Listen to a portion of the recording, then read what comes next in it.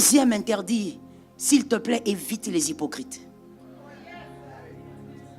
Évite les hypocrites. Les hypocrites.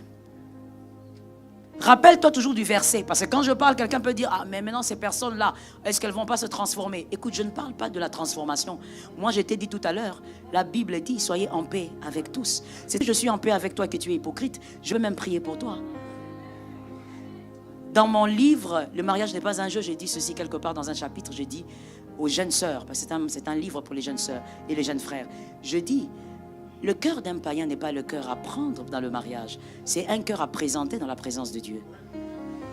Donc, je sais que tu es hypocrite. Je peux même jeûner pour toi.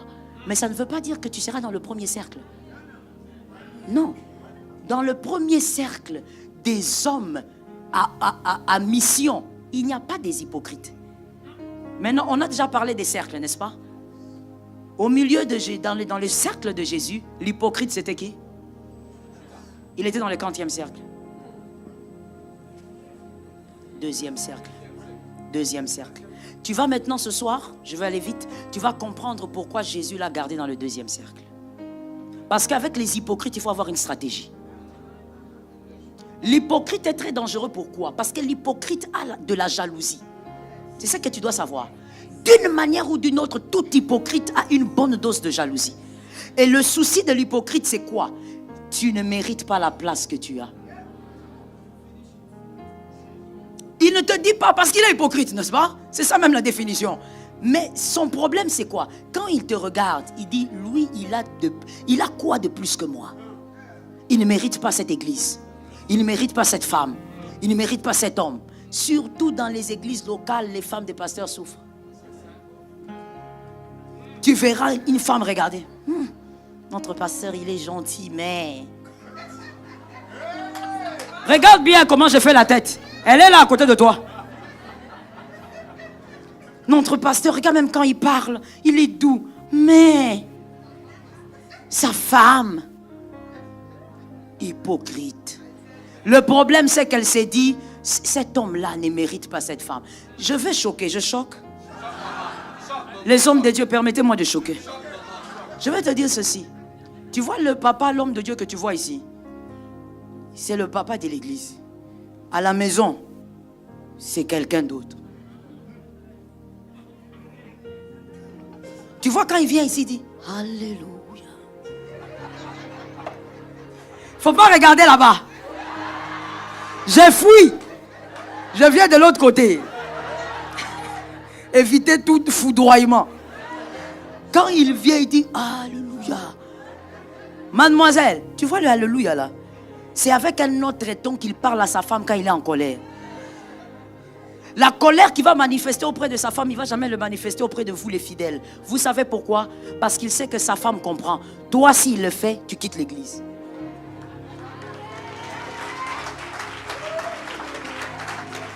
Maintenant, ton erreur est lequel? Ton erreur, c'est de croire qu'il est comme ça tout le temps. Alors tu dis, oh, pourquoi il n'est pas mon mari?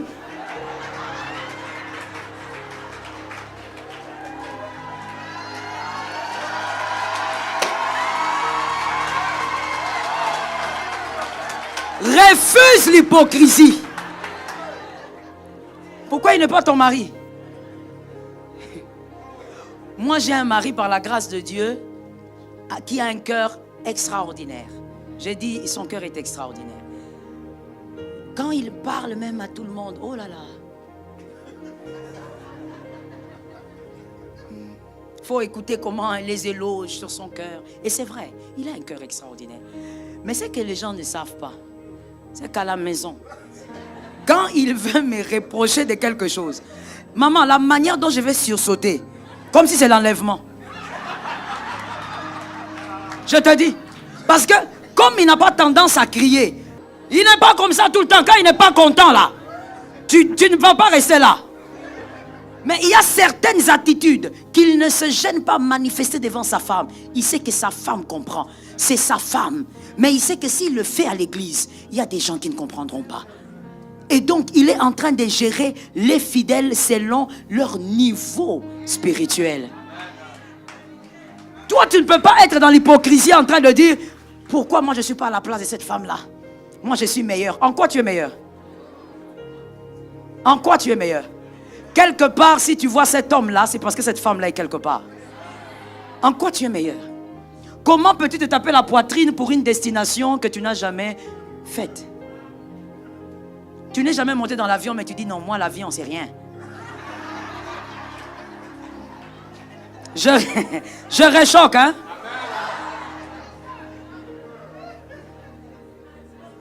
Non, mais parce qu'il y a des gens comme ça, c'est ça l'hypocrite. C'est ça l'hypocrite. Toi, tu n'as jamais même été marié, surtout les jeunes sœurs là. Malheureusement, aujourd'hui, ce n'est pas la délivrance. Il fallait que je vous fasse la délivrance.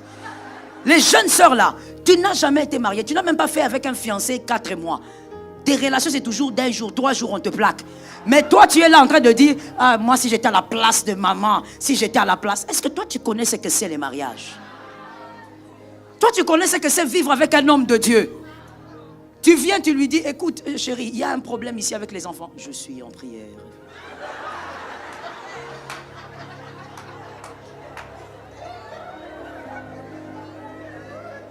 Ta causerie s'est coupée. Si tu oses insister, il va dire, tu veux te disputer avec Dieu? Tu vas oser? Pourquoi tu penses que c'est facile? Le cœur, l'hypocrisie. Parlons de l'hypocrite, on va finir. Écoute comment est l'hypocrite. Premièrement, l'hypocrite s'approche de toi pour travailler à ta chute. Pourquoi il travaille à ta chute? Parce que l'hypocrite va toujours t'acclamer sans jamais te reprocher. Reste dans l'équilibre. Les personnes qui croient en toi, ce sont aussi les personnes qui savent te reprocher.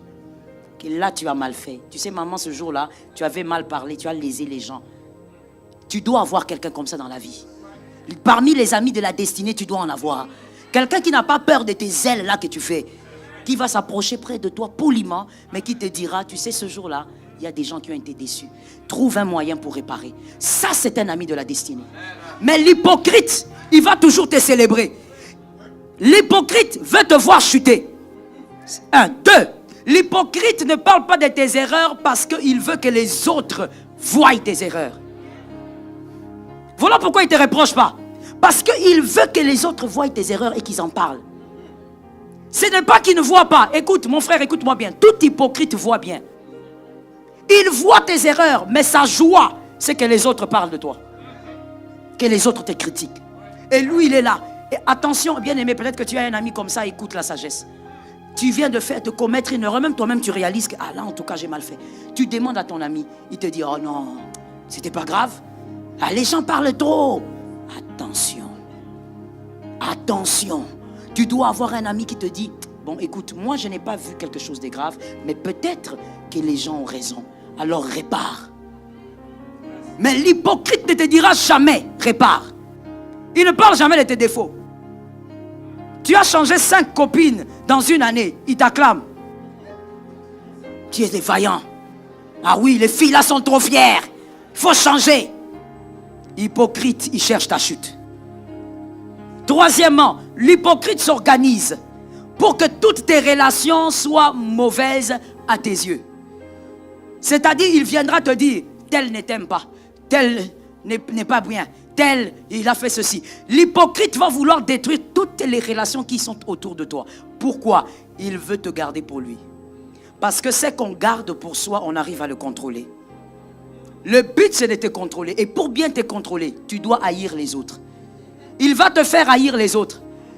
Est-ce que je peux donner un conseil de sagesse? Quand quelqu'un vient te dire, Jacques est méchant, Jacques t'a critiqué. Mon frère, tu es un homme, tu es un gars, tu dois être courageux dans la vie. Lève tes 2 pieds, va voir Jacques. Quand tu es une femme, fais la même chose. Jacques n'est pas un lion, il ne va pas te tuer. Va le voir, dis Jacques, j'ai appris que tu n'es pas content. Il paraît même que tu m'as critiqué. Qu'est-ce qu'il y a entre nous?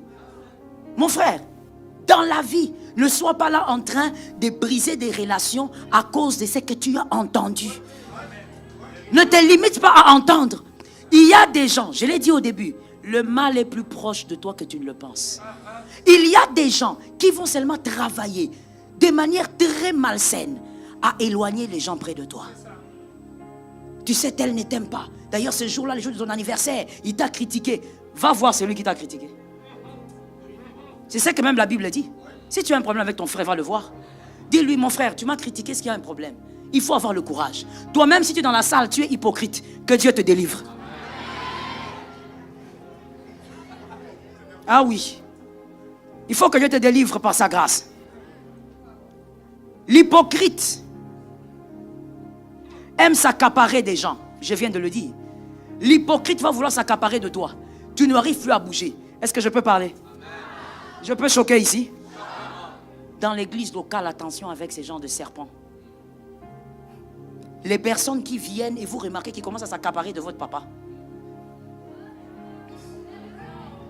Tu ne comprends pas? Ils commencent à s'accaparer de votre maman. Tu ne comprends pas. Comme nous sommes en direct, il y a un exemple que je ne peux pas donner.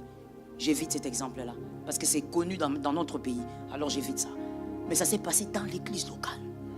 Le diable a écroulé des géants, papa. Parmi un couple des géants qu'on avait dans notre nation. On ne blague pas avec le mal. Faut pas, quand on parle de ça là, il ne s'agit pas de rire seulement. C'est réel. Vous ne voyez pas sur vos Facebook, on empoisonne les filles de 20 ans. On ne blague pas avec. Je vous assure, le diable est entré dans ce couple-là. Le diable a commencé chez la maman. Le diable va toujours là où vous ne le voyez pas. Il y a eu un groupe de femmes qui ont commencé à s'accaparer de la maman. Quand maman bouge, elles sont là, ceinture. L'autre prend les sacs, l'autre prend la Bible, l'autre prend les chaussures. On n'arrive plus. Ça veut dire, même le papa lui-même, à un moment, il dit, c'est comme s'il y a un autre système qui entre dans l'église. Papa lui-même, il est dépassé par la vitesse des événements. Il dit, mais comment c'est devenu comme ça? Depuis quand c'est devenu comme ça? Ces mamans se sont accaparées d'elle. Et comme le diable, il est dangereux. Le diable, avant de venir, il va étudier, pour ceux qui étaient là le matin, il va étudier l'amour du bonbon. Si tu veux chercher, il faut venir le matin, il faut demander. L'amour du bonbon. Il va étudier l'amour du bonbon. Il viendra vers toi en sachant ce que tu aimes. Et souvent, il passe par l'argent. Ces femmes étaient puissantes financièrement. Quand je dis puissante, c'est puissante. Ça veut dire, papa, il pouvait venir dans un culte. Vous êtes là en train de faire la collecte, construction, tout ça. Une d'entre elles se lève et dit, calmez-vous, je donne 300 000 $. Je donne 300 000 $. Ça fait combien avant? 150 millions. Elle-même, elle vient, elle donne. Et puis elle ne s'est pas arrêtée là. Dimanche encore, elle vient, elle donne. Et finalement, les gens ont dit, surtout la maman. Elle a dit, ça, ce sont des gens importants. Hein? Voilà, Dieu m'a envoyé des gens. Le matin, qu'est-ce qu'on avait dit par rapport aux gens? Toutes les personnes qui viennent ne sont pas forcément envoyées de Dieu. Elles se sont accaparées de cette femme. Je vais rapidement pour terminer avec cet exemple. Et j'ai essayé de sauter les étapes pour ne pas choquer certaines personnes. Finalement, ces femmes sont arrivées au point de s'occuper des vêtements de la maman. Elles s'occupaient de nettoyer la maman. Elle n'était pas malade, elle ne souffrait pas d'une maladie, elle n'avait pas un problème physique. Ces femmes lavaient la maman. Papa, il est dehors. Quand elles sont dans la maison, papa n'entre pas. Je ne parle pas des païens.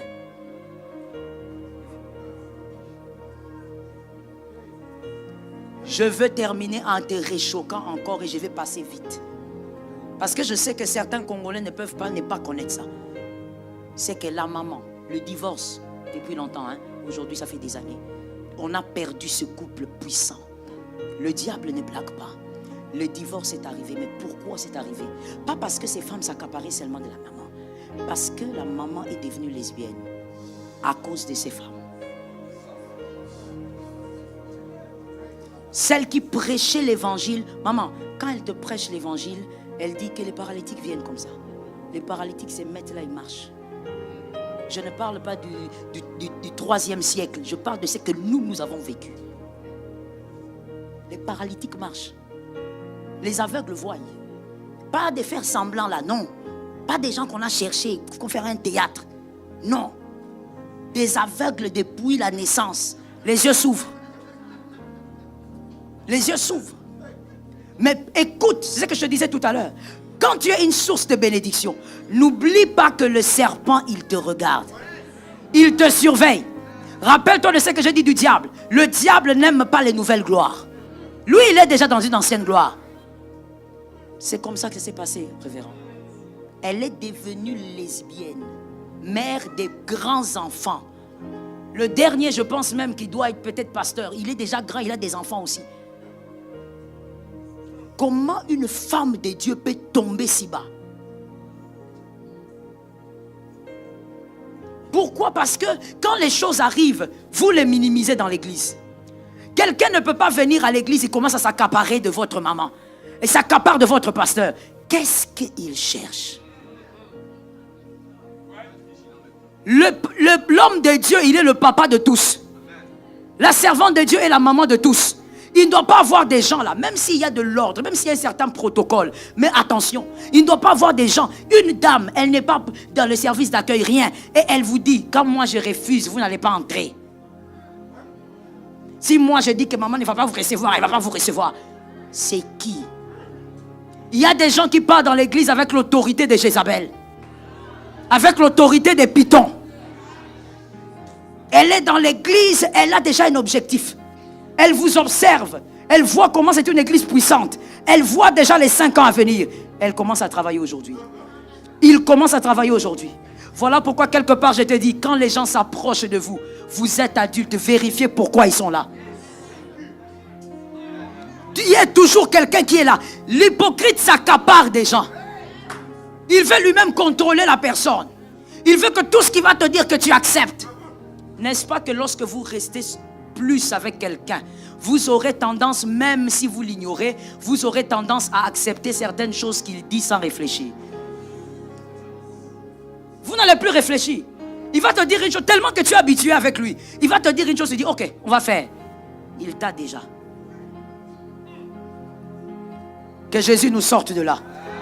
Au nom de Jésus, qu'il nous sorte de là. Écoute ce que fait l'hypocrite. L'hypocrite voit vos défauts comme une arme de destruction pour vous. Il y a maintenant une manière de gérer l'hypocrite. Je vais aller vite là-bas. Il y a une manière de gérer l'hypocrite. Pourquoi? Parce qu'un hypocrite, lorsque vous lui montrez que vous connaissez son jeu, il va aller frapper plus fort. L'église doit grandir dans la sagesse. Est-ce que quelqu'un m'entend? L'église doit grandir dans la sagesse. Jésus était devant la tombe. Il a dit, Lazare sort. Par la puissance de ce qu'il était. Mais avant qu'il n'appelle Lazare dehors, un lecteur de la Bible, dites-moi, la Bible dit que Jésus avait fait quoi? Jésus avait pleuré. C'est-à-dire, la parole de Dieu nous révèle les deux côtés de Jésus. Le côté humain et le côté divin. Il a pleuré, mais en même temps, il a ordonné qu'un mort pourri sorte. C'est pour te dire seulement que même quand on est chrétien, il faut avoir la vigilance. Il faut avoir la prudence. Soyez prudents comme les serpents, souples comme la colombe, c'est la Bible. Arrêtez de dire, non, le Seigneur va tout faire. Le Seigneur ne fait pas tout. Voilà pourquoi le Seigneur ne fera pas en sorte que ta femme devienne enceinte seule.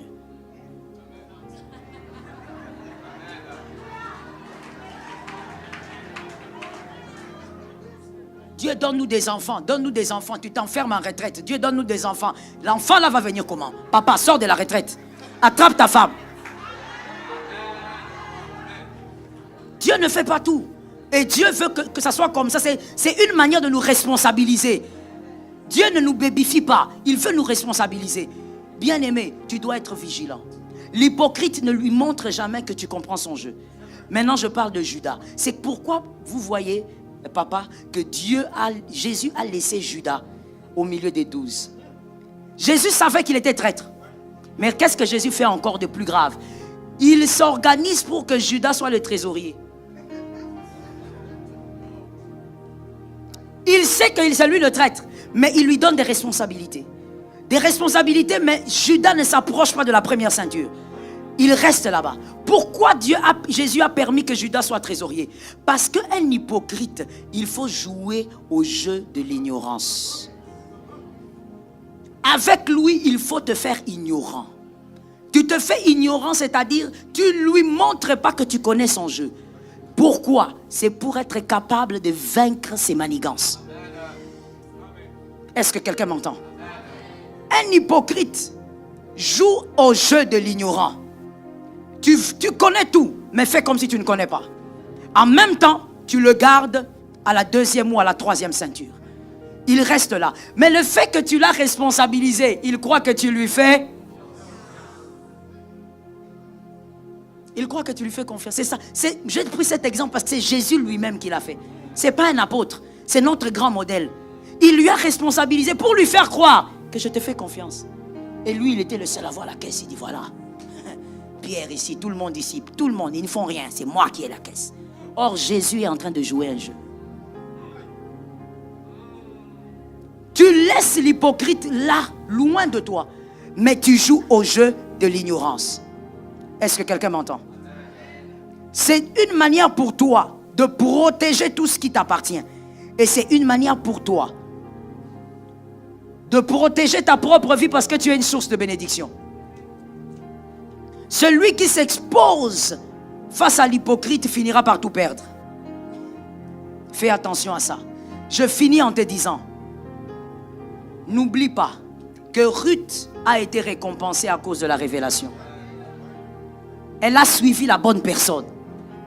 Élisée a eu la double portion parce qu'il avait suivi la bonne personne. Le brigand à la croix qui a été sauvé parce qu'il s'était attaché à la bonne personne. Que le Seigneur t'accorde un esprit de révélation. Que l'Éternel t'accorde un esprit de révélation. Que tu voyes et que tu localises les hommes de ta destinée. Tiens-toi debout s'il te plaît, tu vas parler sur ta vie.